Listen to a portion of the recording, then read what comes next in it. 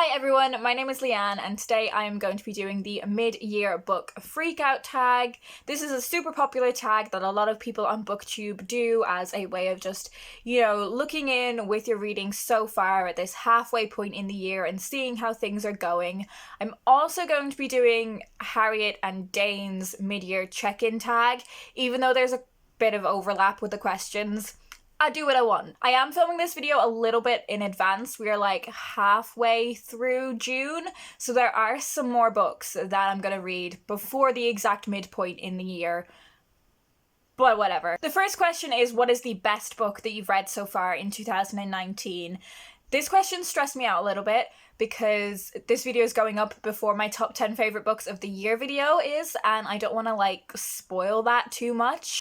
But I did realize that what I think is going to be my favorite book of the year isn't the best book that I've read so far this year. And what I mean by that is my favorite books of the year is very subjective. It's very much about how much I personally enjoyed and connected to the book.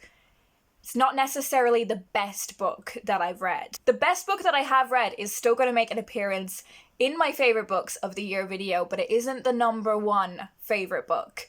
But I think it's the number one best book, and that is Ghost Wall by Sarah Moss. This was my second Sarah Moss book. I read The Tidal Zone, and that was one of my favorite books in the year that I read it. The reason why I think Ghost Wall is objectively the best book that I've read so far this year is because it is such a brief novel and it crams so much in while still allowing everything within it the space to breathe. This is a novel that is about a family. It's told from the perspective of I think she's probably about 12. I feel like every time I talk about this book, I give this girl a different age. But she goes on this immersive archaeological dig where people are it's part of a university experiment and people are actually living like they would have done in, I think it's the Iron Age. There are so many really complicated subjects in this book. There's familial relationships, there's historiography and feminism, power imbalances and class divides, all crammed into this really, really short novel. The characters are fantastically crafted. The plot is shifting and interesting while still making complete sense. I think this book is just phenomenal. It's amazing what Sarah Moss has done with a relatively short word count. The next question is, what is the best sequel that you've read in 2019? I don't read a whole lot of series, so I think there was actually only 2 sequels that I've read so far this year, and I'm gonna say The Trouble with Perfect by Helena Duggan is probably my favorite sequel that I've read so far this year, but it was still probably only a 3.5 star read. I still do think it's a really great middle grade novel, and I think there's going to be a third one, and I would still definitely read that. There were just some things with it that I had issues with. It's still a really fun middle grade read. It kind of gives me Lemony Snicket, Roald Dahl, Tim Burton, Alice's Adventures in Wonderland kind of vibes. Next question is a new release that you haven't read yet but you would like to. Just picking from the books that I already own, I think probably this one. This is Don't You Forget About Me by Mari McFarlane. I do have another of Mari McFarlane's earlier books on my shelves, but this one came out in 2019 and I'm really excited about it. It's a rom-com novel. It's about this girl named Georgina who loses her job, and she also finds out her boyfriend was cheating on her. She starts a new job and she realizes her new boss is someone that she had a brief romantic encounter with 12 years ago, but he doesn't seem to remember it, and I guess things just lead on from there. I think I'm deciding that 2019 is the year of the rom-com for me. Question 4 is your most anticipated release for the remainder of 2019. There are so many books coming out this year that I'm really excited for. Off the top of my head, I'm really excited for The Supper Club, which I think comes out in July. John Cooper Clarke, who is one of my favourite poets, has an autobiography coming out. Obviously, The Testaments by Margaret Atwood is one that we're all buzzing for. So many books that I'm excited for coming out in the latter half of this year. Should I do a whole video about my most anticipated releases? Let me know down in the comments if that would be something you would be interested in seeing. Question 5 is your biggest disappointment so far in 2019. Unfortunately, that's In Bloom by CJ Scoose. This is like a funny thriller that I was really, really excited to read. This was the other sequel that I could have chosen for the earlier question, but unfortunately this is my most disappointing book of the year. I loved the first book in this series, Sweet Pea.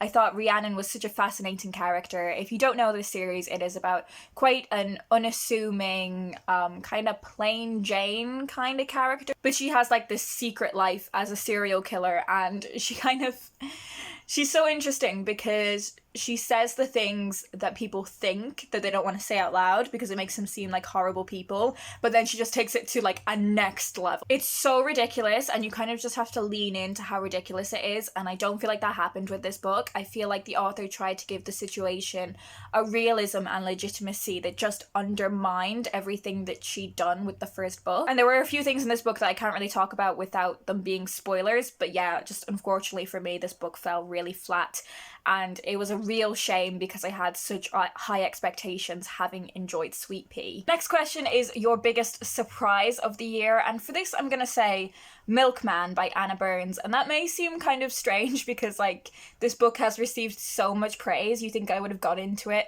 like with high expectations, but I went into it with quite like moderate or low expectations because I'd heard that this book was so difficult. If for some reason you've not heard of this book before, it is kind of told in a way that makes it seem like a stream of consciousness dystopian novel, but it's actually about the Troubles in Northern Ireland.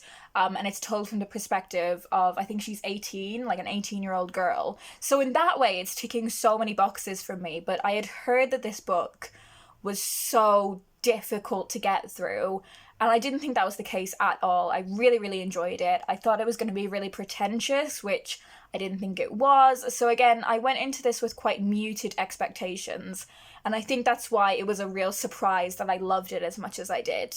The next question is your favourite new author, and that can be a debut or an author who's new to you, and I'm going to pick one for each.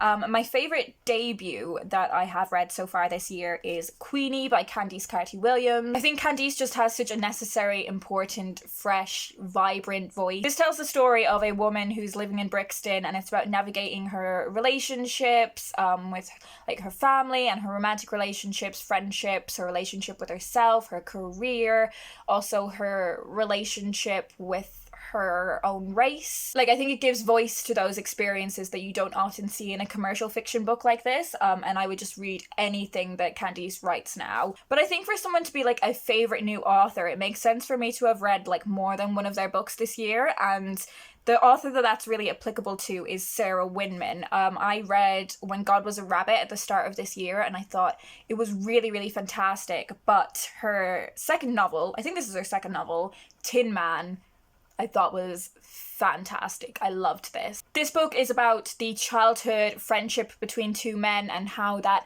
relationship progresses as they get older and their lives begin to grow apart. And it has some really fantastic bi representation, which I'm obsessed with. The next question is your newest fictional crush, and for this I'm gonna say Jamie from the YA novel Starfish.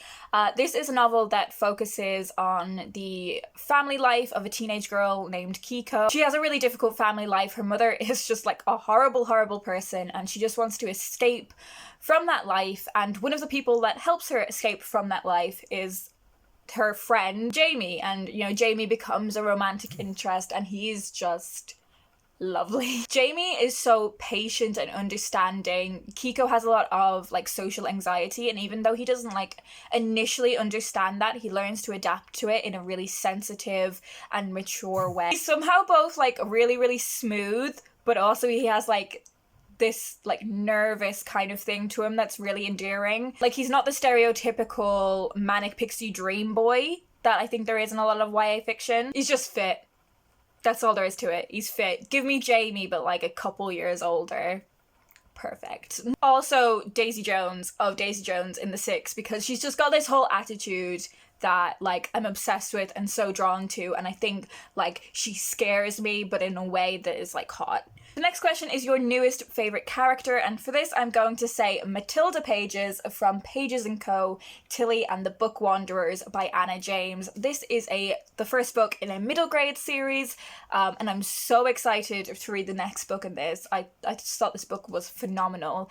It's about a young girl named Tilly who works in her grandparents' bookshop, and she soon realises that she is able to talk to certain literary characters, and she can begin to weave in and out of their literary worlds. Is inquisitive and curious and thoughtful in the ways that so many of my favourite young literary heroines have been. So characters like Alice from the Alice novels and Hermione Granger. I think Tilly is a character that really speaks to that lineage of young girls in middle grade books while being incredibly individual and unique. Obsessed with her. I love her.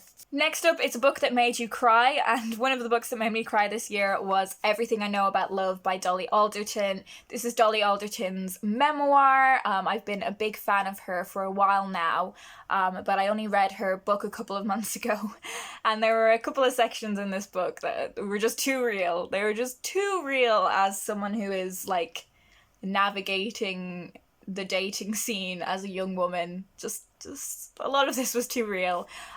Conversations with Friends by Sally Rooney also made me cry for one scene in particular. The next question is, what is a book that made you happy? And for this I'm going to say Julian is a Mermaid by Jessica Love. This is a children's picture book that I read in June, so fairly recently, and I was just so awestruck by this book and so glad that it exists. This book is about a young boy and his grandmother. I think he calls her his abuela. They're on public transport and he spots these people who are in just the most incredible outfits. And he thinks they are so beautiful that they must be mermaids. And then he goes home and he, like, while his abuela is in the shower, he gets all dressed up and he puts makeup on. And it's about how he becomes comfortable doing that and how his grandmother responds to it. And it's just a beautiful, beautiful book in terms of the story, but also the illustrations. It's phenomenal. And I think it's a fantastic example of how queer stories can be told to very, very young children in absolutely magical ways. And I'm just so happy that this book exists. The next question is, what is the most beautiful book that you have bought or received this year? And this is one I've already mentioned, but it is again Queenie by Candice Carty-Williams. I'm obsessed with how beautiful this book is. It came out in a few different editions that had like different coloured dust jackets, but I am obsessed with the shade of green. I think it's gorgeous. I think it's beautiful how her name is like so bold across the cover. I think the way the hair is designed is stunning, and I heard the author talk about the design of the book and how she was kind of, when she heard the cover design was hair, she was a little bit reluctant, but as soon as she saw it, she thought it was amazing, and it is. I love how Queenie's earrings are in gold foiling. I think it's gorgeous, and of course, it's got like neon pink sprayed edges. I'm obsessed. And the final question is, what books do you need to read by the end of the year? All of them. As many of them as possible. All of the books that I have left on my books that have been on my TBR for the longest video, all of the books that I mentioned in my recent video about the classics I would like to read next, but I will pick a few off my fiction shelves as well that I'm particularly like anticipating reading soon. Noughts and Crosses by Mallory Blackman, because it's entirely ridiculous that I haven't read this yet. Never Greener by Ruth Jones, because as I said, I think 2019 is going to be the year of the rom-com for me. And The Night Circus by Erin Morgenstern, because I read like half of this book a few years ago and then I got like sidetracked by exams and I've never picked it up again. And I really need to. So that's it. That is the mid-year, what's it called? That is the mid-year Freakout tag. There are a few questions in the mid-year check-in tag. that will overlap with this one, but there are some that are unique to it as well, so you can look forward to that video as well if you're interested in hearing more about my reading year so far. And as I said, I will do a top 10 books of the year so far and probably a statistics check-in video as well. Let me know down in the comments what your answers to some of these questions would be. I'd be really intrigued to hear particularly which books you are anticipating reading for the rest of the year. I find that so interesting. Anyways, I hope you guys are doing well, and I will talk to you in my next video.